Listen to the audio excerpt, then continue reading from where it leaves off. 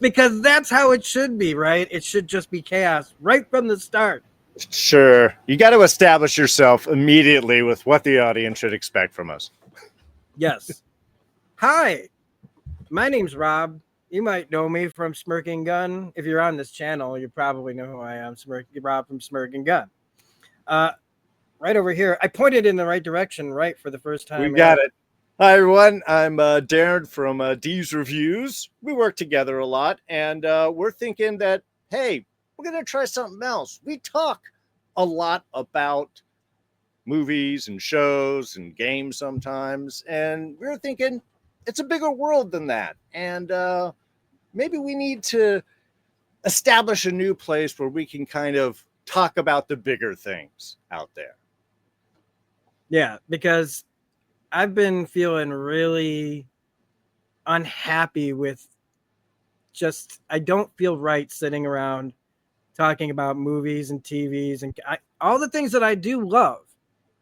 Comics, video games. I mean, on my channel, we've been playing nonstop video games. But for a while, I have not been getting a lot of the same satisfaction. And I haven't been feeling very good about spending so much time talking about pop culture and comics and games as much as I used to, because I've changed, the world has changed, and I've dabbled in the past with making serious videos about serious topics, going all the way back to when I talked about my sobriety story way back when I first kind of started getting going again. And then I talked about my background in the Jehovah's Witnesses back in like 2020, 2021. And I dabbled in a few videos about the current administration before they were, when they were running against Joe Biden. And I made a video about when they failed to codify abortion rights and the Supreme Court did what they did. But it's never been the crux of my channel. It's always been movies, shows, games, comics. And with the way things are, though, I just can't keep doing just that.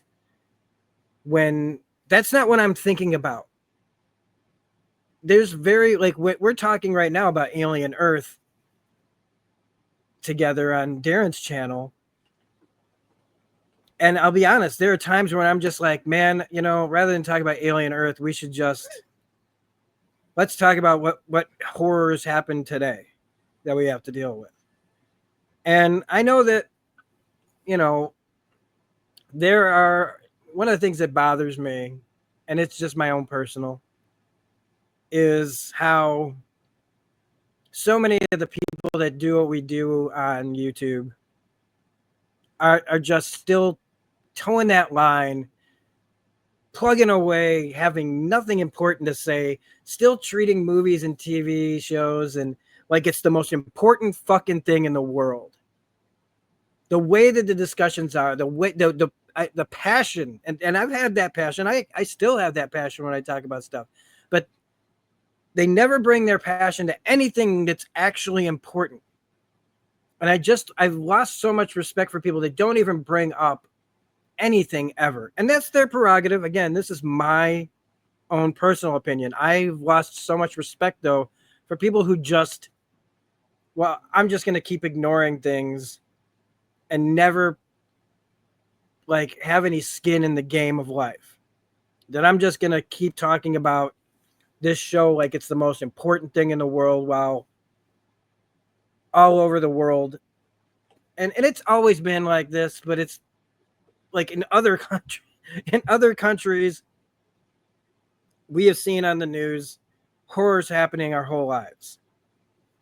But ever since the orange turd has gotten his second chance to take his revenge on everyone that kept him out of the White House 4 years ago, things have turned completely sideways. And on a daily basis, I am having a crisis mentally. of what do I do? And we've been trying to get this going for a while. And we were supposed to Oh do yeah. this a while ago, but I pretty much was cracking up. I was not good, and I always tell everyone on you that if you make content on YouTube and you need to take a mental health break, you take that break. If this is your job and you won't take a mental health break just because you got to bring in those views for your money, it's not good. It's not good. And even though I wanted to talk about stuff that's important, I wasn't ready. It was going to be just it's going to be a train wreck, and maybe that would get more views because people would rather watch train wrecks than listen to positivity or anything meaningful. And we are going to talk negatively about things, but it's not all going to be that, because I don't feel that way. None of the things that are happening around here need to be dealt with in always such a negative, like, oh my God, we're all dead. No, no, not at all. I completely agree. And I think that's the one thing that I personally am looking forward to kind of like venturing out and doing in a way of different programming here is, yeah, there are a lot of big things and horrible things that are happening out there. And part of me just feels a certain responsibility to say something. The emperor has no clothes. Okay. You got to have people out there that are shouting it out when everybody else thinks that he's wearing the most magnificent thing in the world, because that's what he says, even though he's flapping along up there on stage. Those are important things to talk about.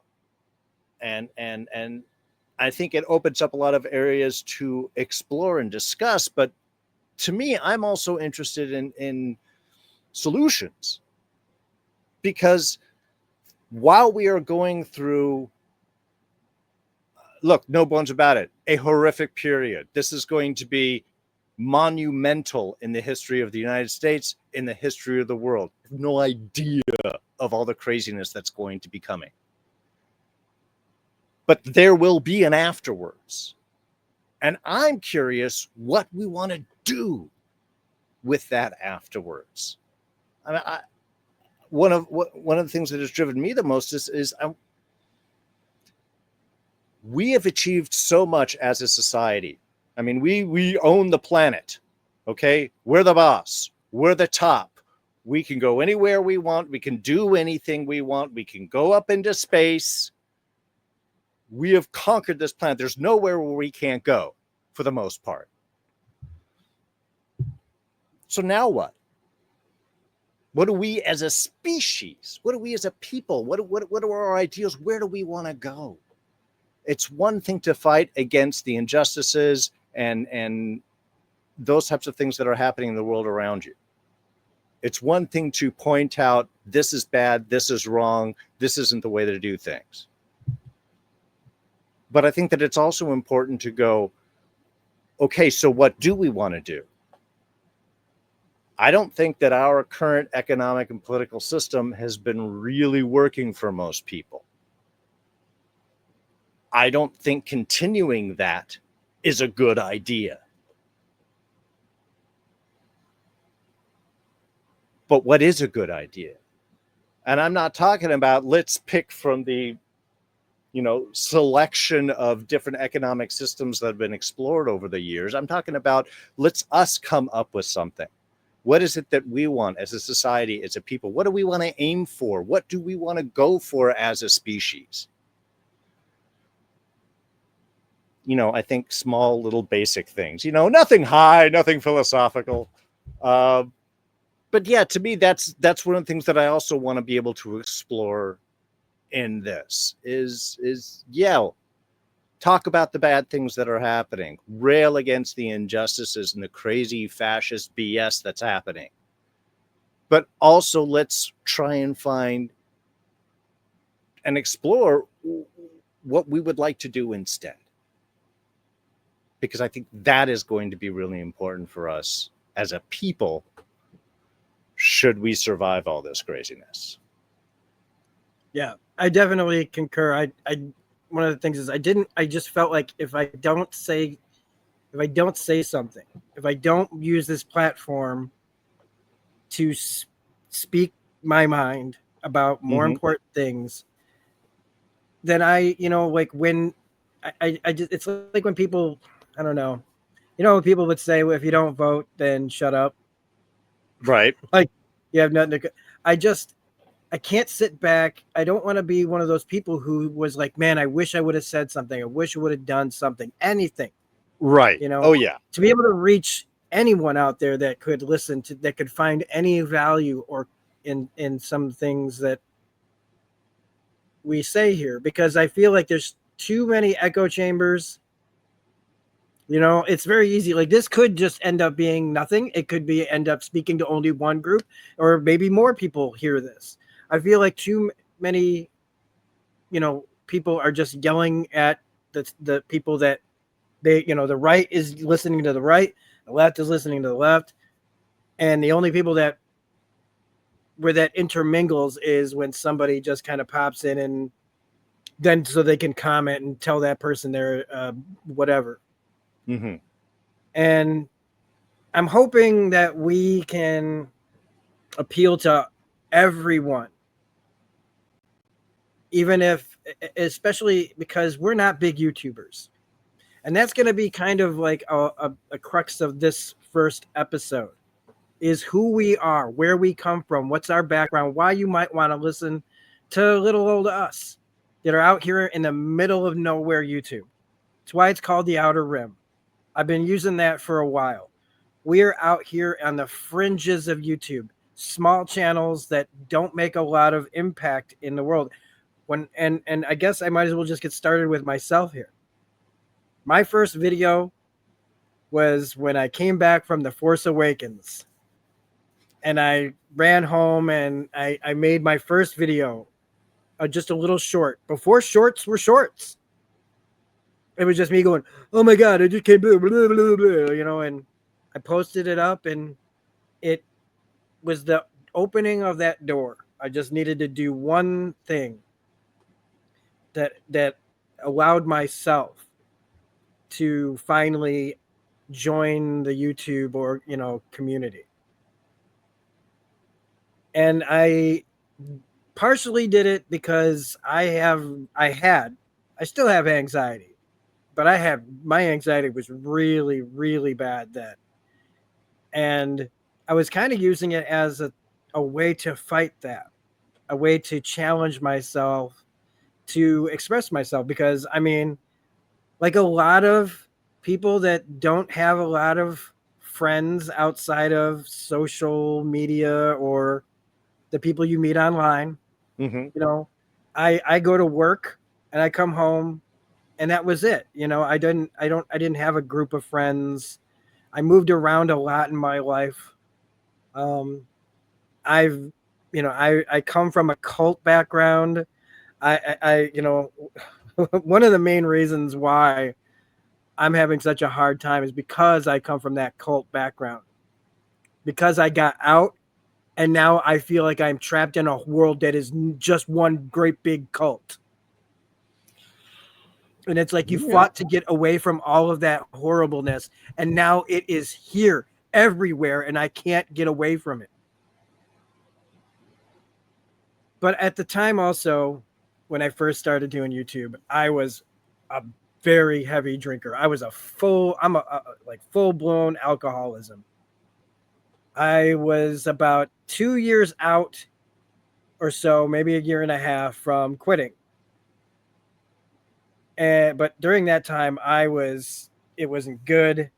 You could barely hear me in the videos. I'm sure that I was half in the bag, if not fully in the bag, a lot of times when I was talking about something. And I was able to, I think, for the most part, play it off. But I think a lot of people think that they're playing it off when everybody knows. But unfortunately, people can't smell your breath through the YouTube, you know, Yeah. screen, whatever Not you're watching. smell-o-vision, thankfully. Yeah. And this is back like Captain America Civil War, The Revenant, the X-Files reboots. I was playing The Walking Dead from Telltale Games, and one of my first playthroughs of The Last of Us and Borderlands and things like that. And eventually I quit drinking, and I needed something to put my back up against. And that is when I fully committed to making YouTube videos. And I made a lot of videos. I have an insane amount of videos for somebody with such a small subscriber count, because I just wanted to talk about everything. I needed to talk about everything: comics, video games, movies, shows. I piled on. I did full season. It just, and I was trying all these new things, and I was doing it off my phone. Like at the time, I could only talk for so long. Sometimes it would cut me off in the middle of a video, and I'd only have so much space on my phone. And I was starting to gain, though, like I was consistent, and I started to grow a little bit, a little. And I mean, one of the things about why I am a small channel and I want to stay relatively small. And by relatively small, I mean I don't see myself ever being like hundreds of thousands to millions of subscribers ever. I don't want that. I'd be happy with 10,000 by the end. Like I'm almost at 2,500, and I've been doing this for a really long time, mainly because I would hit these inconsistent points when I would have a real hard time mentally. I would get blocks. I would get upset over all kinds of things, and I would just shut down, and I wouldn't make stuff. And sometimes it would be it would be like that kind of fear of success, almost that kind of thing, where it'd be like, I'm getting views and I'm moving up and I'm getting numbers. Like people are starting to slowly but surely find my channel. And it was almost like I was looking for a reason to be upset, and I would take it and run with it. And then I wouldn't make anything for a while. And then I'd be like, oh, look at, I feel sorry for myself, and be all mad. And I was a little bitch sometimes, a big diva sometimes. One of the reasons why I'm glad to be a small channel is because I don't ever want to be that guy that I saw myself sometimes being. Because I've met bigger YouTubers. And let me tell you something. They say never meet your heroes. These people aren't even my heroes, and I wished I hadn't met them. I wish the mystery had still been there, because they're assholes. Not all of them. I think that I don't care if I name names on this. I met Brad Jones. I've met Brad Jones several occasions. I've interviewed him. He is an awesome dude. But there are other people that I met, and I won't say who they are. But I mentioned Brad Jones, and that's a clue for the audience that knows Brad Jones. Who could I possibly be talking about? They are assholes, a lot of them. And I could see the ego and the pride, and I would get that way sometimes. It's like, you're just some dude talking about movies. Who the fuck do you think you are to act like this? I know that even like on your, like, I've had conversations with you that I'm embarrassed that I've had, because I'm like, Jesus, dude, what is wrong with you? Like, you making it sound like something so unimportant is the most important thing. Like, like, we all get very passionate about things sometimes. But there's ways to do it. And I do also talk. I think that also links back to my like bad social anxiety. Sure.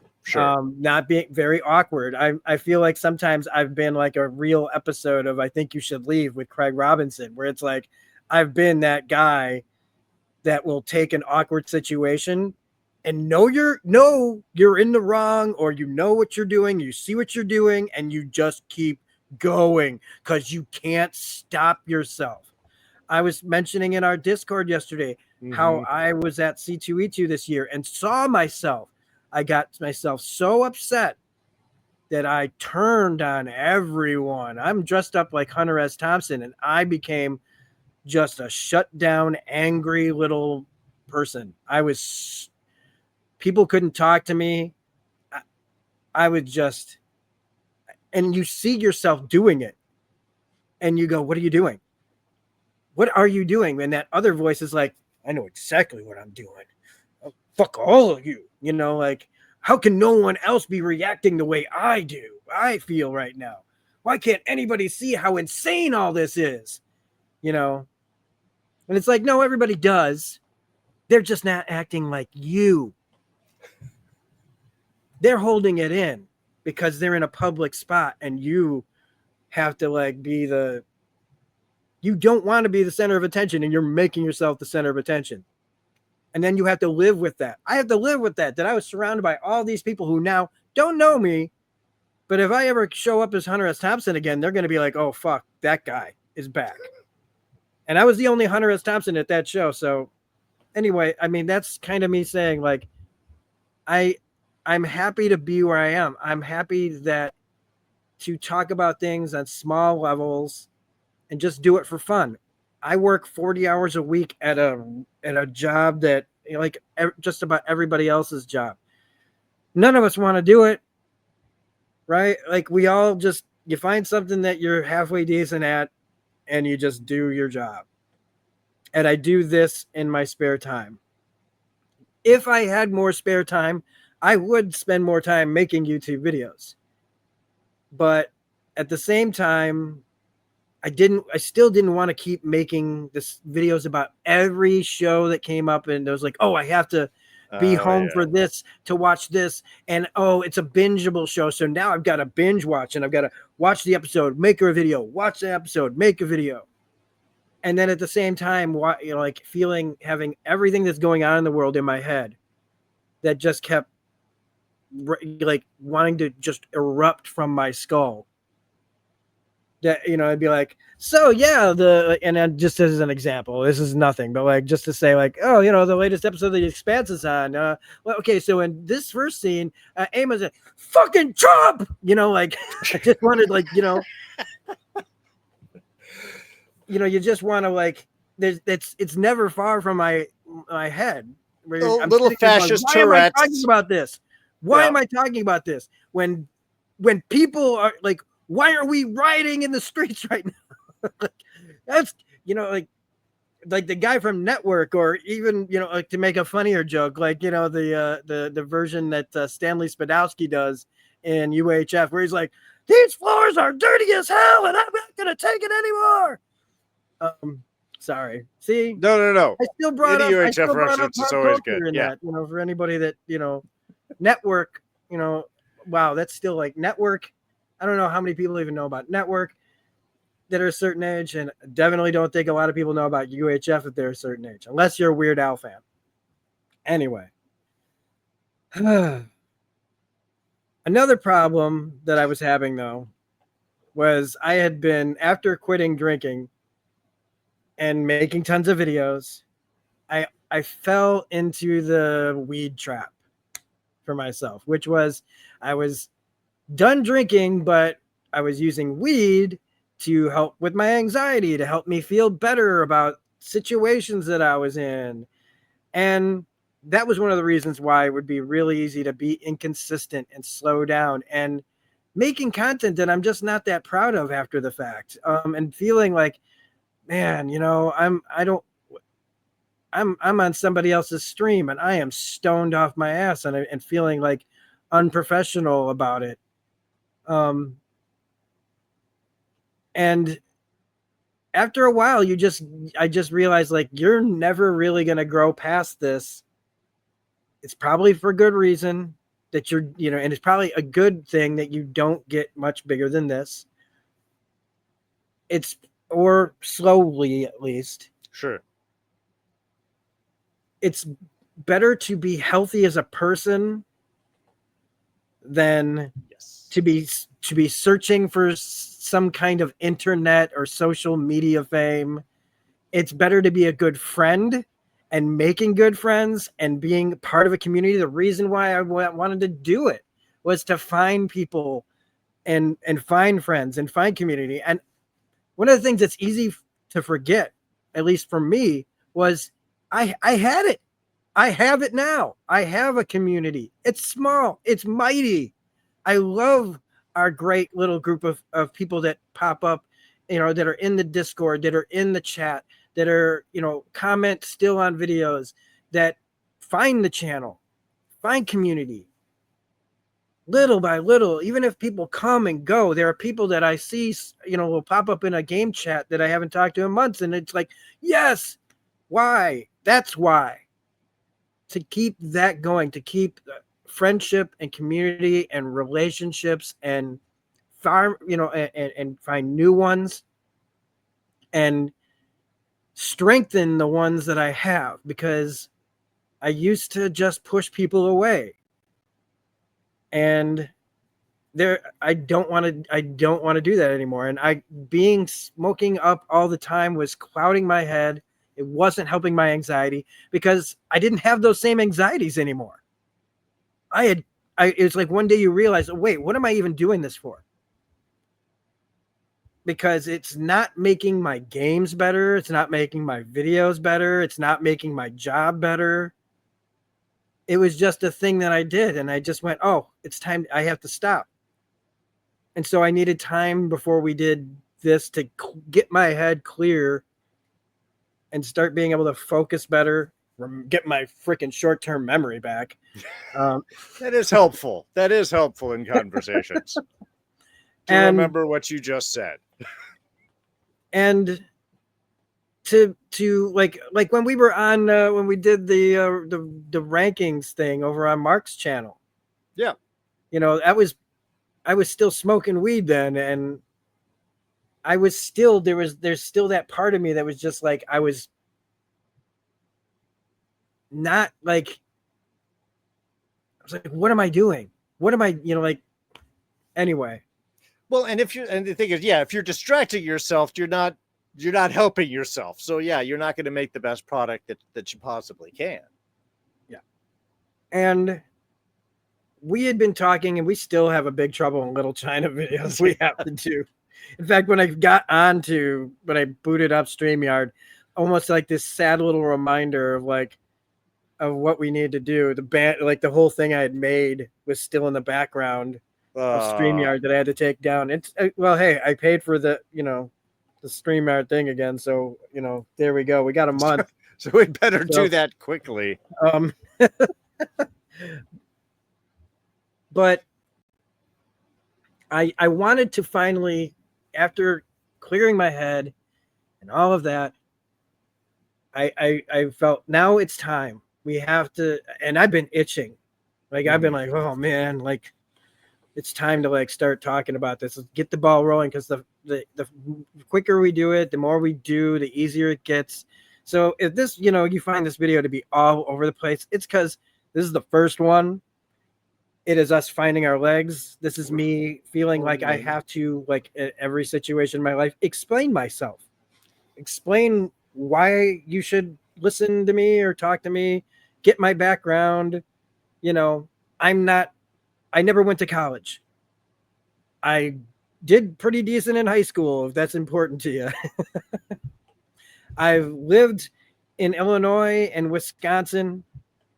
I lived in Illinois the first 19 years, and for the next almost 10, I lived in Wisconsin, and I've been back here. In the Midwest has been my home, and I have seen some shit. I have experienced the heartland. It's good, it's bad. Right now, it's a lot of bad out here in Big Sky country, where the less people there are, the worse it gets. And it's very hard being a progressive thinking person living out in the middle of nowhere, where I'm in a blue state, thank God, but I am surrounded by red. But it's sparse red, because there's blue. I just happen to be in a really red part of this state. And in this podcast that we're doing, yes, the most unoriginal thing ever, starting a podcast, this is the part of my channel where we can talk about the things that matter, that actually matter. I've made comments about this on videos where we're talking about shows and movies, and I bring up, this is not important. This is fun. This is a lark, but it's not important. Yeah. It's the things that we talk about this stuff to decompress from the real world.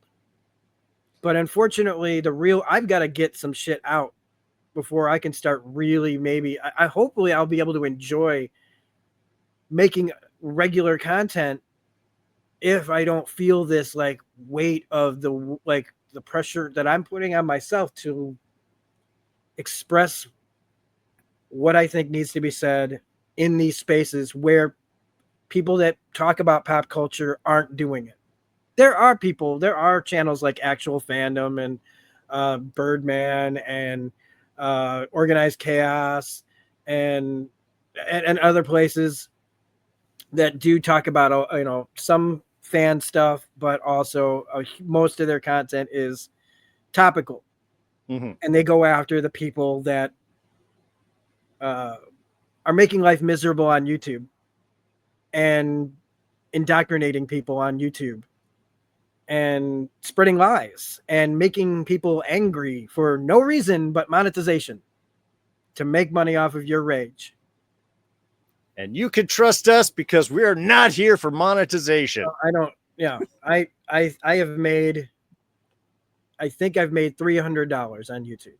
Oh yeah. I haven't even made that. It's been on for a decade plus. So yeah, in the question of why listen to these couple of schlubs here, well, one is the breadth of point of view and experience. Rob just told you where he's coming from.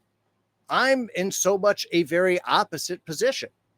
I live in Los Angeles.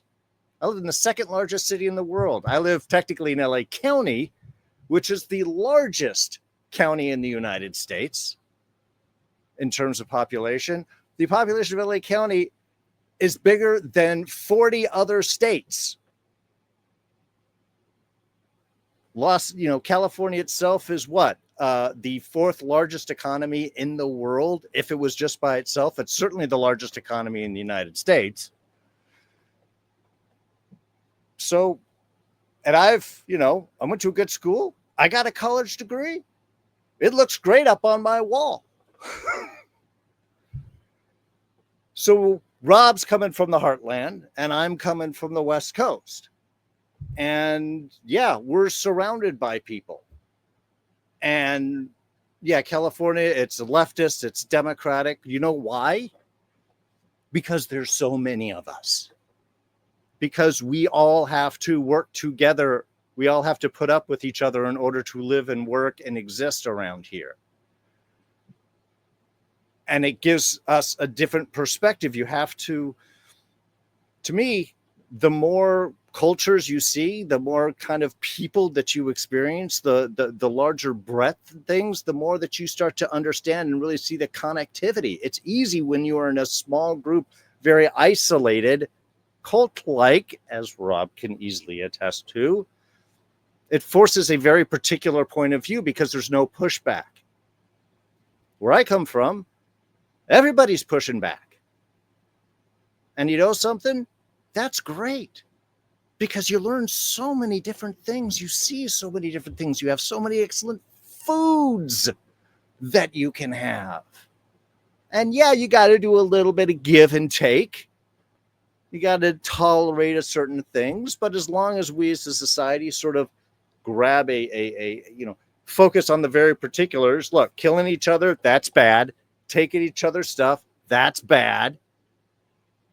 Some basic agreements to exist, and outside of that, do your own thing.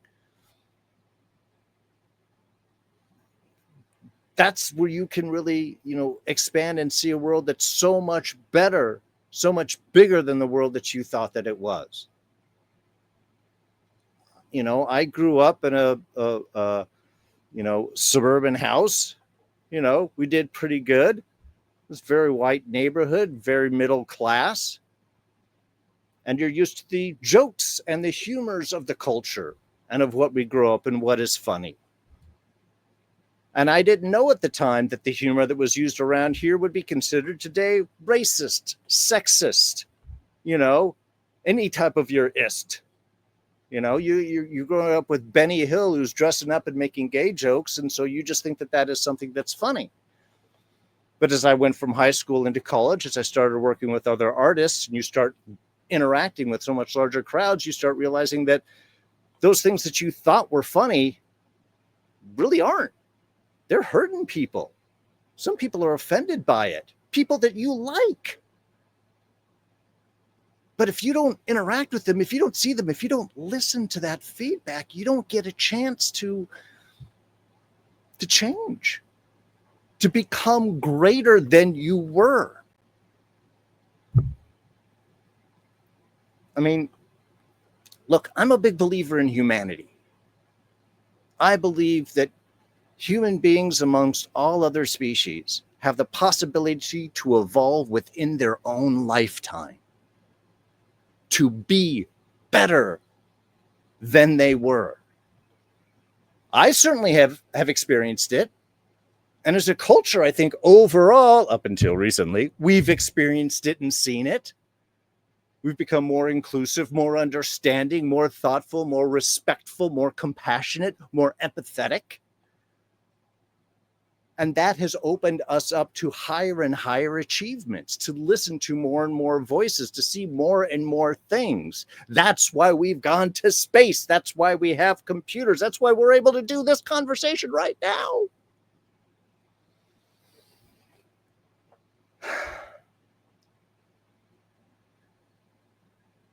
So I believe in humanity. Now, I also believe in the theory of Atlantis. So you can take my belief for what it may be worth. But one thing that I've also had the luck to experience is a group of very intelligent friends in high school that were history buffs. Many of them Jewish,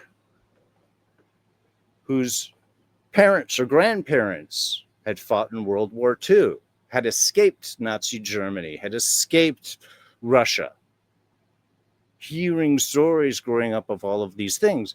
And so the history of Nazi Germany in World War II was very big with this group.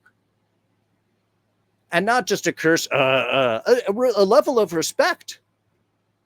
Rommel's tank brigades across Northern Africa, that was amazing. You know, the propaganda machines of Hitler shouldn't be ignored. Now, of course, the brilliance of Churchill was never underestimated or undercut in any of these stanches. A lot of big supports of the British armies and stuff. But it was an understanding, and I think that it came from both the family experience, the horrors of it, and a desire to understand it. But what that gave me is a very strong historical knowledge of the rise of Nazi Germany. So over the years, as Rob and I have done a lot more collaborative work here on YouTube, and we've seen what has gone up in the world around us, this has brought up a lot of obvious conversations, a lot of feelings.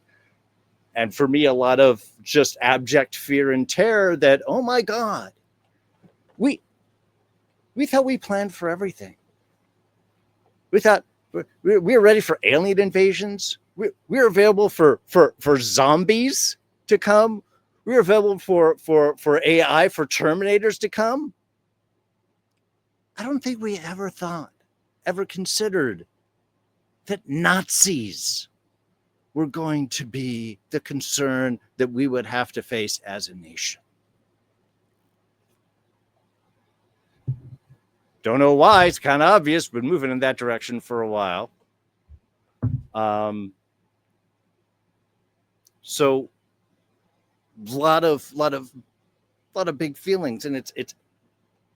I like the fact that we connect here with Rob and I, is because while we come from two very different areas, different educational levels, different backgrounds,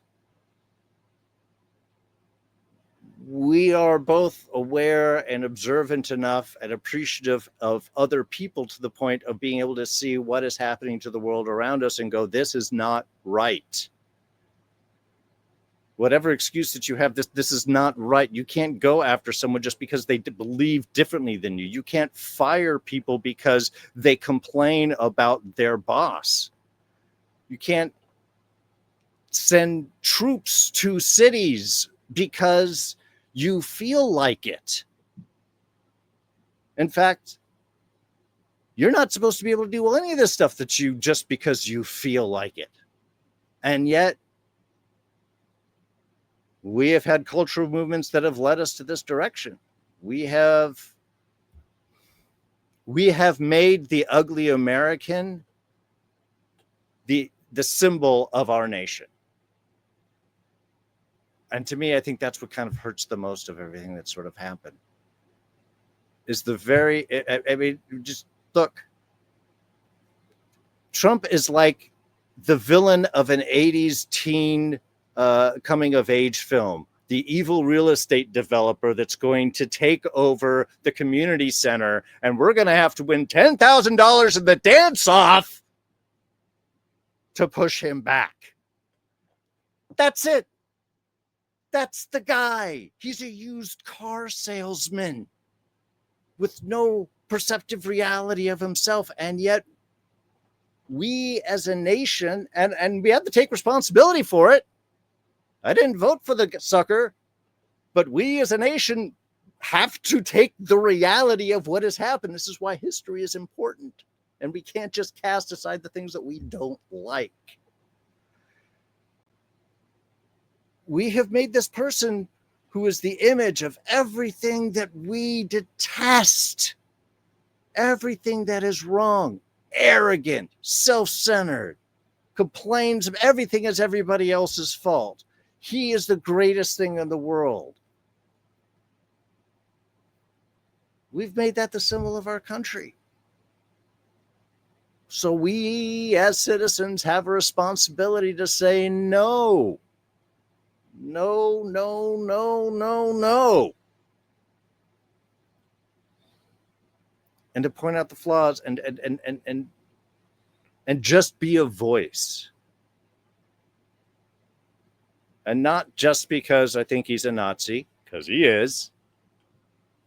We'll do an episode and I can bring down a definite list of fascist traits so we can check them off together. But that we have to find a way past this. And we have to do that with the people that once supported him, who will also be suffering and realize that they have been sold a bill of goods. They have been lied to.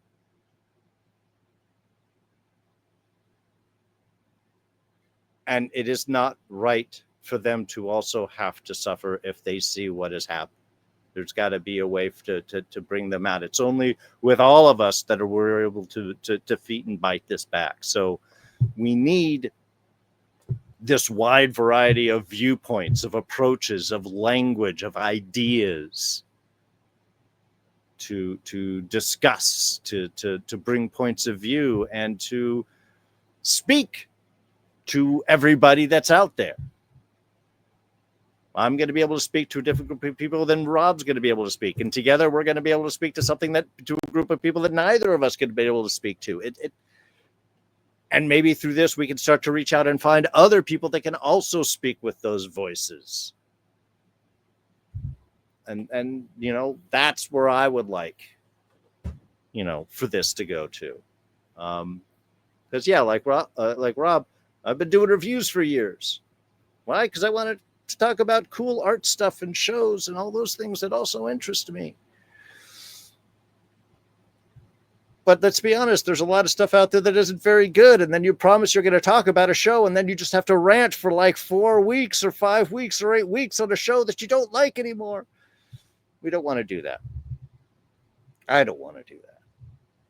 After a while the shows are interesting and definitely things that I want to be able to talk about, I would much rather talk about what is going on in the world and what we can do about it, or maybe just point out the craziness of an event so we can look at each other and go, oh my God, you know something? That is insane.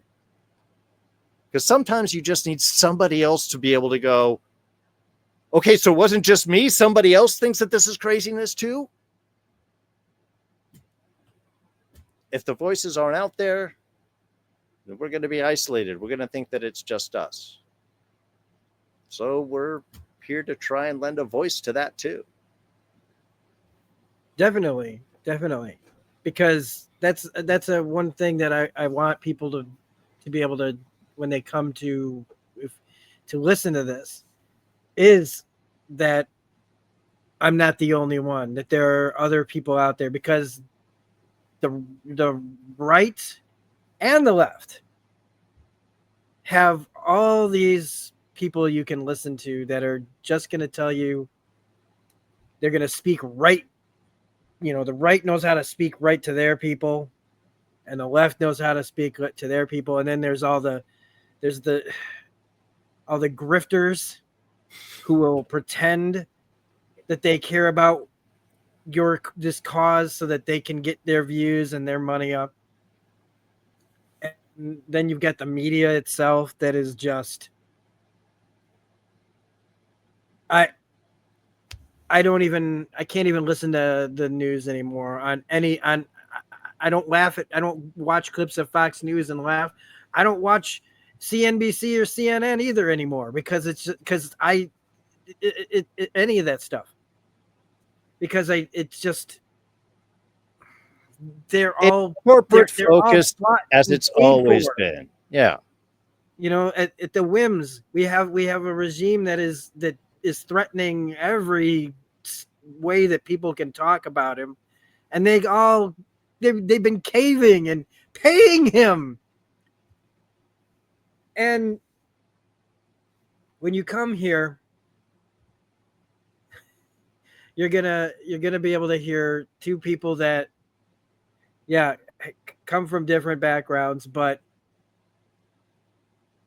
I can tell that both of us have just been like, it's not going through the motions, but it's easy to talk about the Mandalorian or whatever when things were relatively fine. Oh yeah. Fine. But When it was just the normal horrors. Yeah, it's felt worse and worse, though, giving our time to shows and movies when they're just not that important enough to give that amount of thought towards. If if you want to still be, you can still go and watch anything you want from these people that's all they ever talk about, right?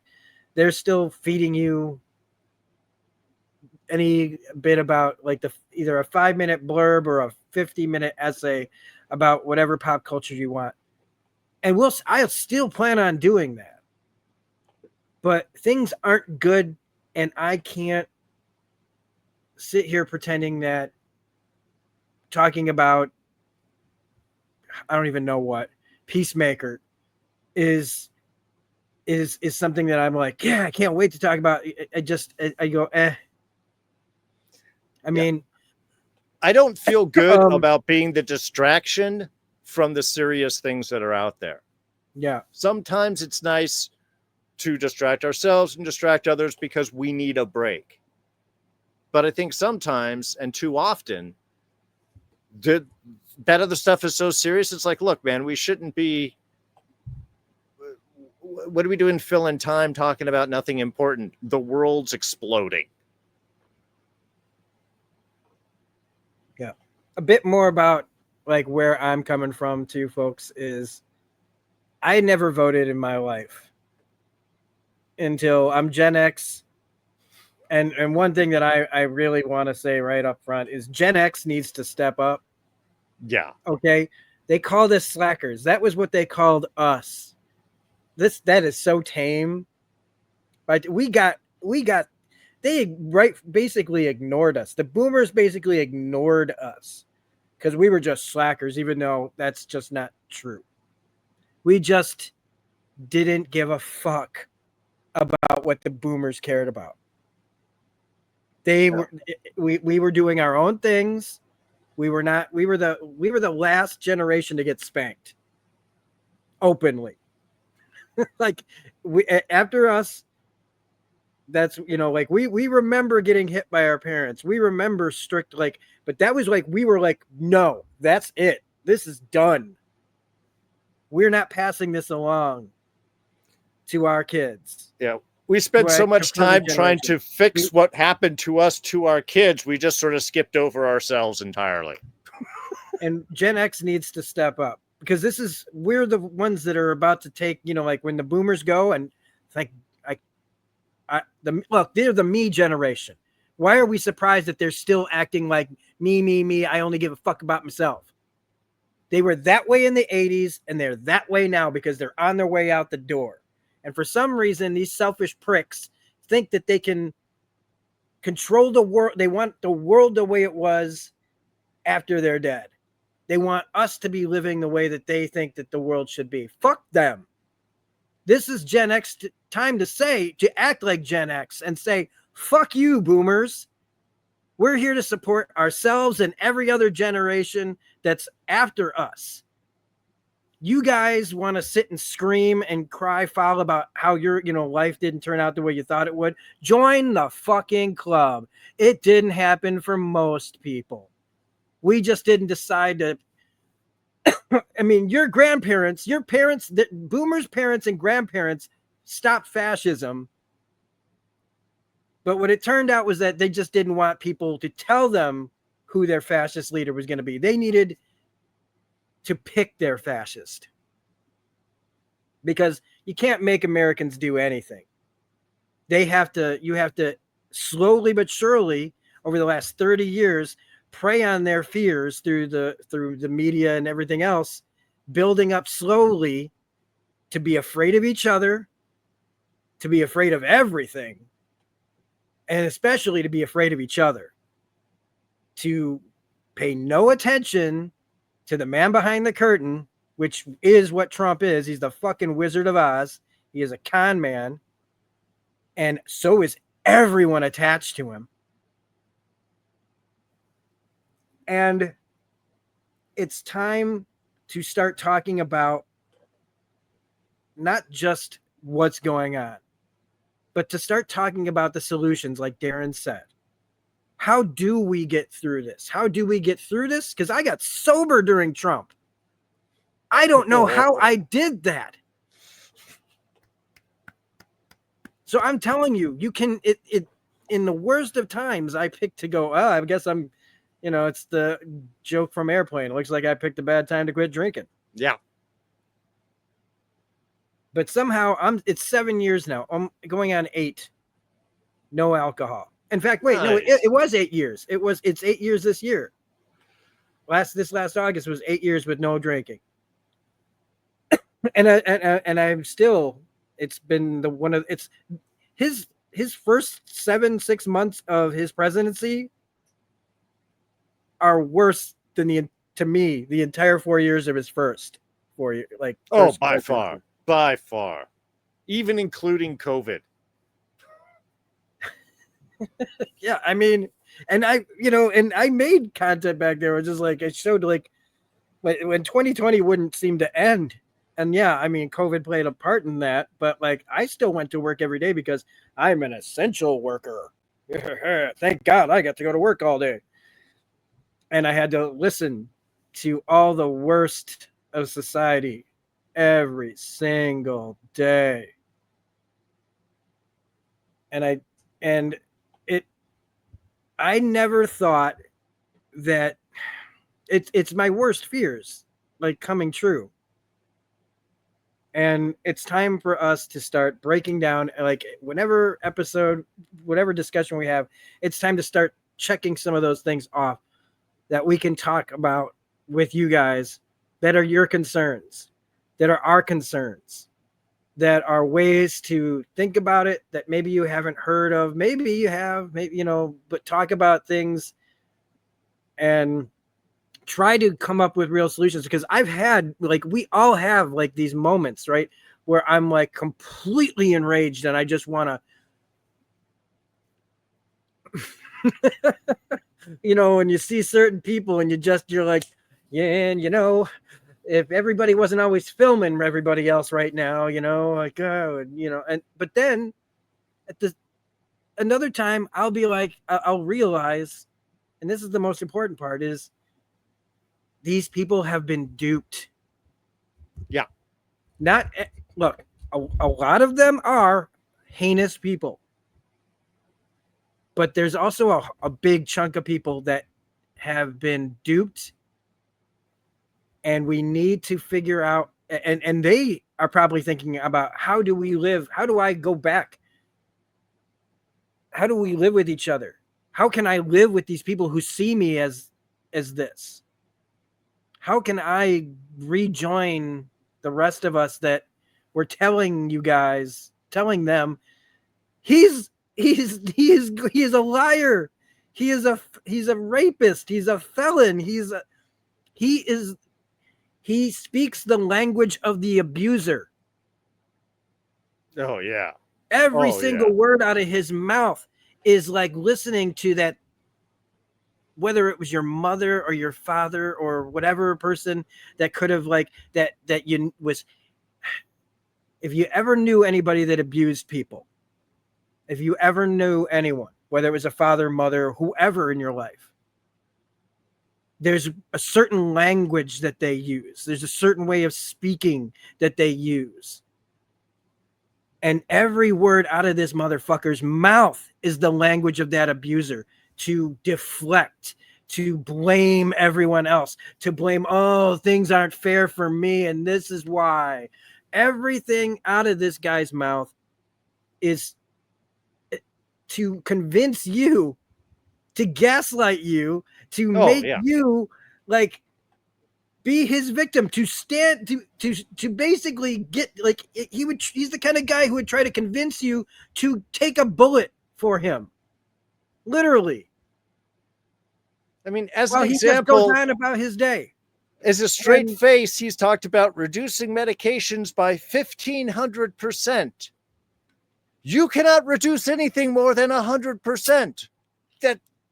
That's how percentages work. We're going to be talking about so many things, like the real war. There's no war on Christmas. You know what there's a war on? Intelligence.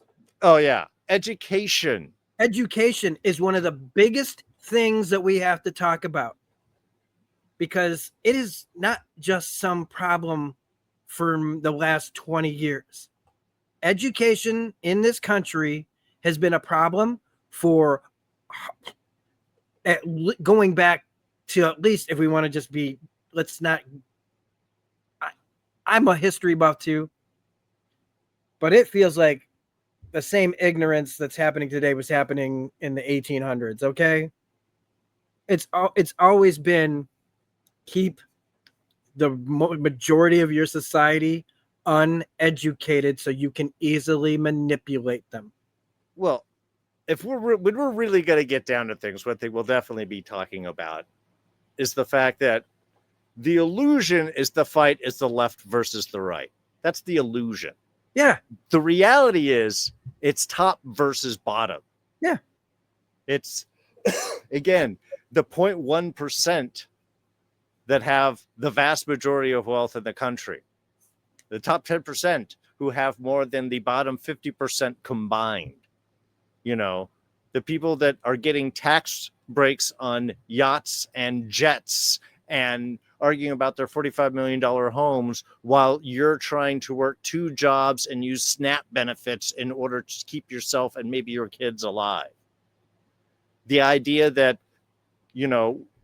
pulling yourself up by your bootstraps, a phrase that is literally based on an impossibility that Americans have adopted to go, yeah, it's impossible, and we can do that with our hard work and attitude. That isn't really how it is. Again, I have a college degree. I have my own business. I barely survive. The biggest thing I own is a 20-year-old car. Every time I've tried to put something away, new disaster happens, new thing happens, new whatever. I could change my approach and, I don't know, take advantage of workers and people and things and exploit them in order to make money, like is generally the business practice here in the US. But I can't do that and sleep at night. I refuse to. So it's not about how hard you work. It's not even about your left or your right. Are you religious? Are you an atheist? Are you whatever? Are those differences? Sure. But most of those differences are actually end up being very, very tiny when you examine what it is that people want in their lives. Most of the struggle that we all go through, most of the division that we all experience, most of the crime out there is encouraged by the fact is those that have create artificial scarcity in order to keep the rest of us from gaining ground on them. Yep. We have a scarcity in housing in the United States, certainly in Los Angeles. Why? Because they stopped building houses. Why? Because by not building houses, people who own property, their value goes up. Usually the boomers. Man, we were going after them. Yeah. But I mean, it is kind of that reality, because to talk about, everybody is always like, I used to work my way through college and I could do this and I had my job as, okay, in 1978, you could earn for a summer job at minimum wage enough money to afford college at a state college for that year. You could literally work summers and earn your tuition for the year. You cannot do that now. The medium house was what, 3 times the medium wage? Now it's 7 times. Also, most property out there is only for rent and not for purchase. So even those values are going up. The thing is you can work as hard as you want. You can work your Uber jobs. There's what they're saying, upwards of 50% by 2030, upwards of 50% of the population will be working multiple jobs in order to survive. The gig economy hasn't freed us from our financial worries. It's tied us into a cheaper way of wage slavery. So yeah, we're going to be talking about a lot of stuff on this channel. Feel like I'm veering off into new corners and here. I'll swing back on me because I got sidetracked because I started going off on boomers and Gen X stuff. Because I had said I had never voted. That's right. And back in, but when, because I myself, growing up in the 90s, I didn't think racism was that bad anymore. I honestly saw most people just getting along. Most people, and I was living in Wisconsin and Illinois here, and I never saw it, or at least not to the degree that I was seeing it in like maybe in bigger cities. And it just seemed like everybody, like for a long time, was just kind of like, whatever. If you didn't like somebody, you didn't like somebody. I never went into places where I'd actively hear racial slurs or anything until I came back to Illinois in like the early 2000s when I walked into a bar and I heard somebody say something. I was like, what? When I lived here before, I never noticed this.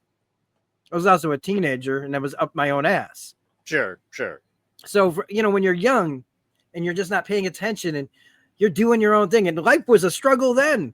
Life was a struggle for me then.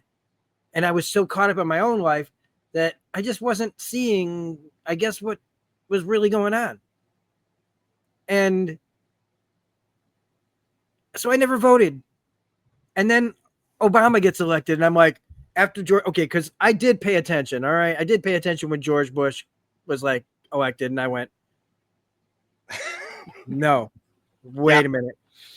Why didn't we go after why didn't we go after this guy's election? Why did we? What are electors?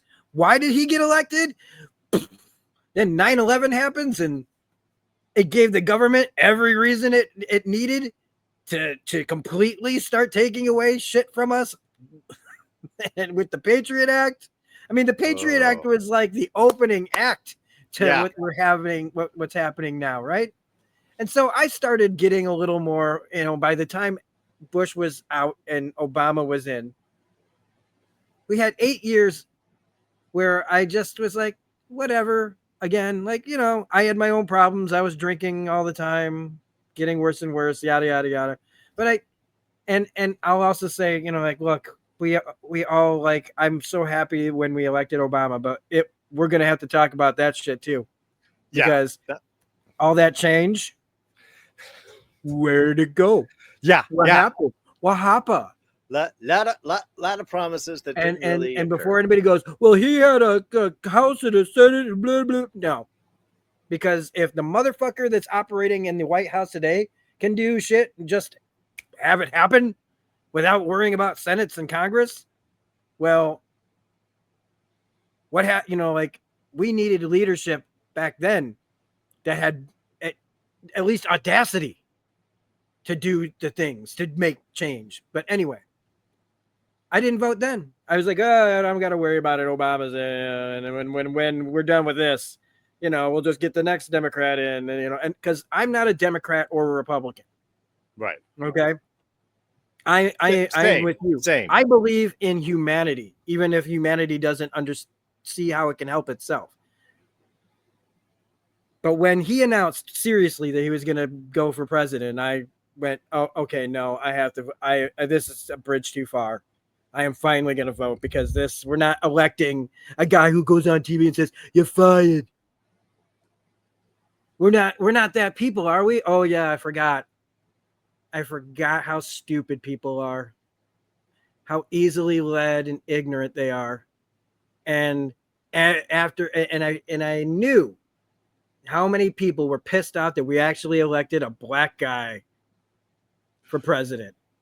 And now you want to have a white lady that I didn't like. Okay? I didn't like her. Nope. But she was not him. And would we have been better off with her than him?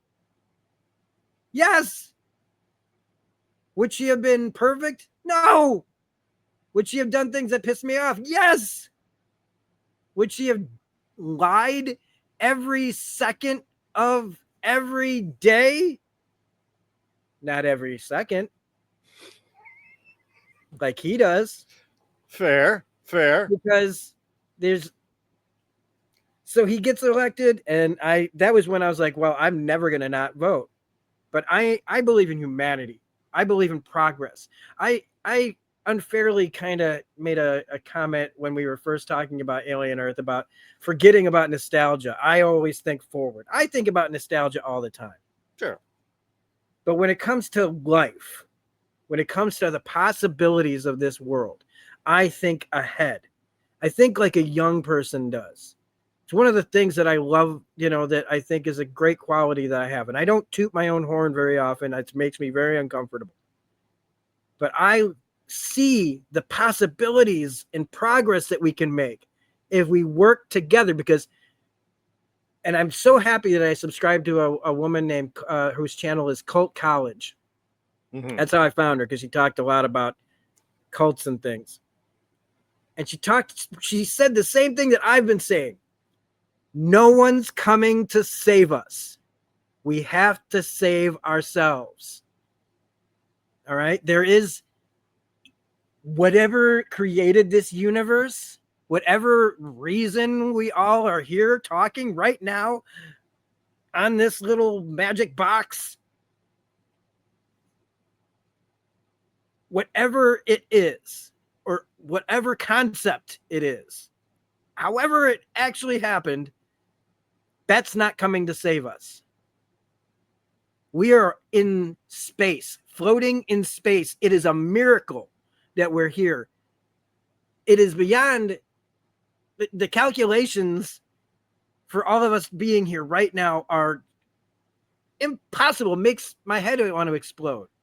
And what are we doing with it? We're still talking about the fucking Kardashians.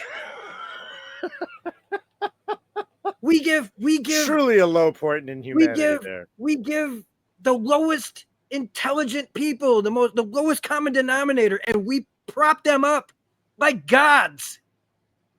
And we look down on intelligence because of the lack of education in this world, because of the shame of not being educated. And that's where I come from. I'm a humanist. I'm like Tony Stark, man, except I wouldn't ever build Ultron. Yeah. Okay? I believe that the possibilities of us working together, even with our differences, that's how we get what we want. You want to go to Mars? You want to go visit other solar systems? It happens with us working together to build this shit. Not them. They're not going to help us do anything. Ever. We have to start making them accountable. Now. Soon. Because they're putting things in place to try to stop us from ever being able to do anything. And if we're not willing to risk what little we have to stand up to this, then we don't deserve that bright future. Because someday we're all going to be looking back going, well, shit. I guess I should have gone and done something. But instead, because of that fear we have, and I have it too, but that fear has got to be overshadowed by the rage that we feel towards what they are doing to us out in the open, all the things that they are testing to see what they can get away with, all the ways that they are trying to bait us into letting those things happen.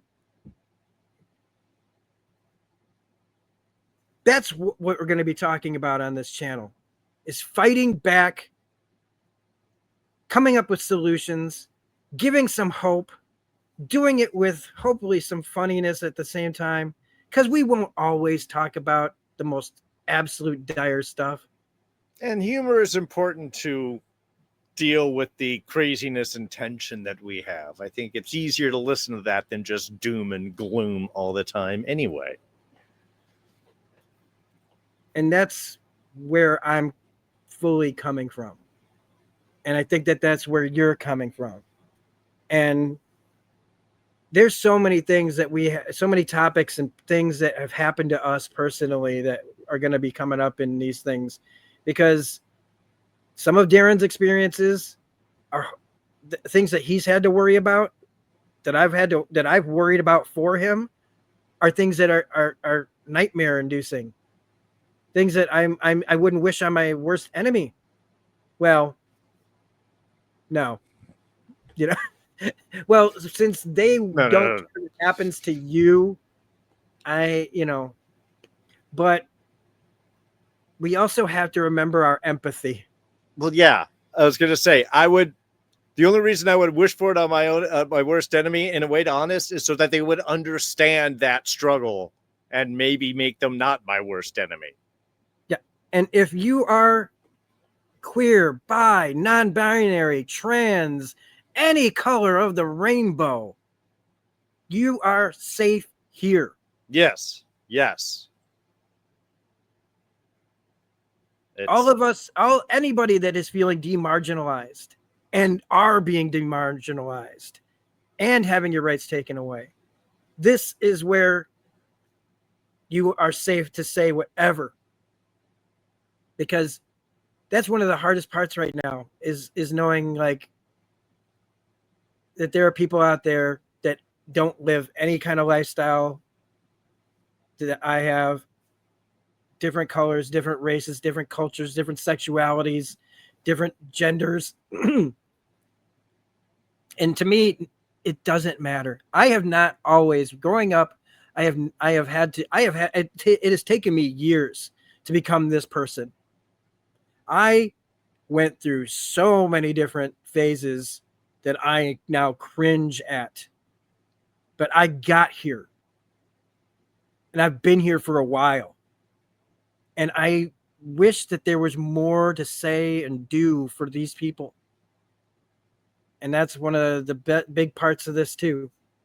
So for all of you out there that don't feel like anybody's talking to you or for you, because this would be the place to be, for the comment section, because we're not doing these live. We're doing these pre-recorded. Who knows what the future holds for what we're doing here? But this is for everybody. And if you're somebody who's struggling with your choices that you've made and you don't know what to say or do to walk it back that's the best possible way I can say it right now. This is also a place for you to come if you take it, if you're here sincerely. And for anybody else, it's a respectful interactive medium here, and that's what allows all of us to come together, is because there's a respect for everybody else's viewpoint. We want to hear that. We want to know more about that. We want to know your experiences. We Yes. want you to tell us what's happened to you, so that we can also bring that up and talk about those things. And I think that's pretty much all I really have, because this wasn't the video for like making one thing. From here on out, we are going to be picking topics that we'll have a focus on as much as we ever can, because when Darren and I get together, we tend to go in all kinds of directions. We have a start point. Like I said, I was trying to talk about my first, how I got into voting, and I ended up turning it into a attacking the boomers rant. That's what happens. We end up going around. You just have to pay attention, and we always circle back around. We'll bring it back. We'll bring it back around. My short-term memory has been coming back. So when I get sidetracked, I do remember, because there'd be so many times where we'd be in a video and I would be talking and then I'd forget what the hell was I even talking about? Yeah. And I'd be like sitting there just going. Meanwhile, in the back of my mind, I'm going, what was it you were thinking of? What is it? Remember, you stupid bastard. Now, I at least remember that I'm getting sidetracked, so that I can circle back and talk about it again and come to my point. So, pardon me, congestion, weather change, all that. The Midwest. Oh, yeah. Out here in the near Chicagoland area, we're waiting what could be troops coming to our town, just like in Darren's. Yay. So we all have that looking. I'm looking down the barrel of that gun. Speaking of which, I also applied for my FOID card, which is in Illinois. It's the firearm operator's card, so that I can have a gun. because it's my Second Amendment right, man. That's right. And I'm going to go get myself trained. Oh, one of the best parts about being in a red area is when you tell them that you're getting your FOID card and you go, well, where's a good gun range? They have a million of them. I was going to say they are everywhere. All the gun ranges are out here in the middle of. I just want to go to the gun range to be educated on guns, so that I'm not afraid of them, so that I know how to use them properly and safely. So it's not just so I can be like Dirty Harry out there. It is so that I am educated on the thing that I have. So anyway. Yeah. Do you have any final thoughts for this? I was going to say, the only thing I wanted to kind of add on to where we were talking previously before we wrap is look, there is a right side of history. Yep. There is. If you look back and you trace it on a long enough time, civilization grows by integrating and learning and coordinating and growing, and that is how we get better. That is how we move more. That is how we evolve. It is respect and it is inclusion, because the minute that you ostracize voices, the moment that you cut people off, you are losing potentially valuable information, valuable contribution to your knowledge, to your society, to your sense of self, to your philosophy. I've tracked, my kid's trans. I have a trans kid. And I thought that I was open-minded until I was challenged. And then I realized that I personally still had time to grow. And it forced me to look back on the evolution of what has happened over the years, because the same arguments against trans people are the exact same arguments that were used against gay people in the 80s. Yeah, it wasn't grooming then. It was indoctrination. You had concerns. It wasn't bathrooms. It was drinking fountains, because the AIDS crisis was blowing up and nobody knew how you got that. And before that, it was the blacks in the 70s. Before that, it was the Jews. And before that, it was the Irish. Each of these going back and through in history, there's some exclusive group. We can't have them there. They're not right. We don't want them intermixing. Their belief system is going to corrupt our own. And each and every time that is proven to be false, each and every time we as a society get better by their inclusion. The fact that we look back and it's only been 10 years since gay marriage was approved of still blows my mind. And what's even crazier, it was Biden that actually brought it up before Obama did. And he got in trouble because it wasn't the official White House position yet.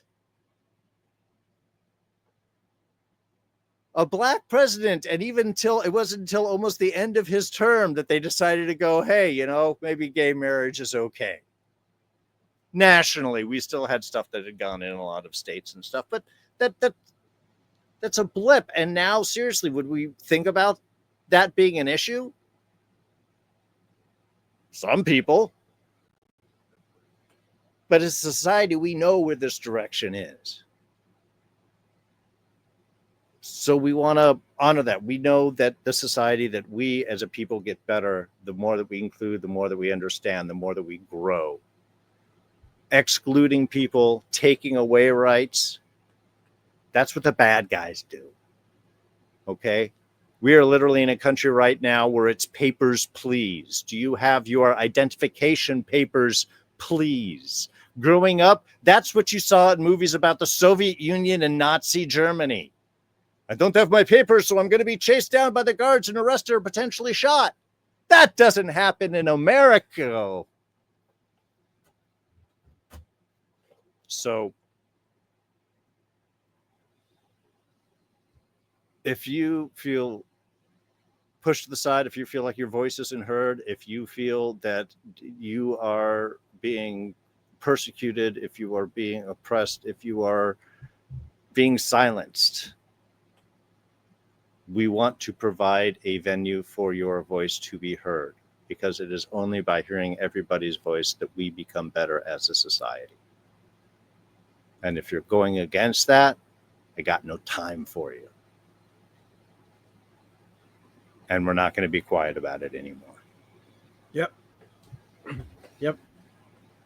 It's time to put up or shut up. So, yep, that brings us to, I believe, the conclusion of this very, as usual, awkward. This will be the lost episode down the road. Yeah. Of the initial episode of the Outer Rim podcast. Yep. Hope you guys learned a little more about us and where we're coming from and why we want you to come here and listen and learn and help us learn too. I want to be educated. I want to be smarter. I want to always know more. That's the thing, man. Always be learning. Always. No matter what it is. Always try to learn something new. Don't be afraid of new things. Don't be afraid of things you don't understand. Don't be afraid of challenging your viewpoints. We walk around with these bricks in our hands that tell you so much stuff. Use it. Use it to educate yourself, but don't go to Facebook to learn all those things, okay? Be smart. That's where don't go to social media to try to get all your truth. Okay? But anyway, so I'm not going to plug anything. I don't, except we are, we do shows together all the time. So if you look at our channels, you can see what we're up to. I'm always doing something, usually games, and we talk about stuff on Darren's channel. But right now, when you see the Outer Rim podcast on my channel, you know that we're going to be talking about serious topics, but hopefully there will be some education, some hope, some answers, and a little bit of, well, who we are, we bring to it. So if you don't like this, I don't know what to tell Nothing you. we can do about that. I'm an acquired taste, man. All right. I'm an acquired taste. I'm anchovies. All right. It's just, I don't even like anchovies. You know what I'm saying? So it's just, anyway, I'm Rob. That's I'm Darren. And we're, and as awkwardly as it starts, it's going to end the same way. So have a great night, everybody. We will hope to be on a regular schedule when we figure it all out. I don't even know when this is getting uploaded. I haven't even made a thumbnail. We haven't even discussed that. All these different things that have still got to go into. So by the time you hear this and see this, hopefully we'll have figured out like some of those things. So have a great night, and we'll see you on the next episode of the podcast. Bye. Bye. End recording. Are you sure? Play outro. Yeah, you know what? I should play the Last of Us outro just as a joke. All of a sudden, there's a clicker going, Yeah, chasing that's it. Bill Bixby down the road. We're See ya. so professional.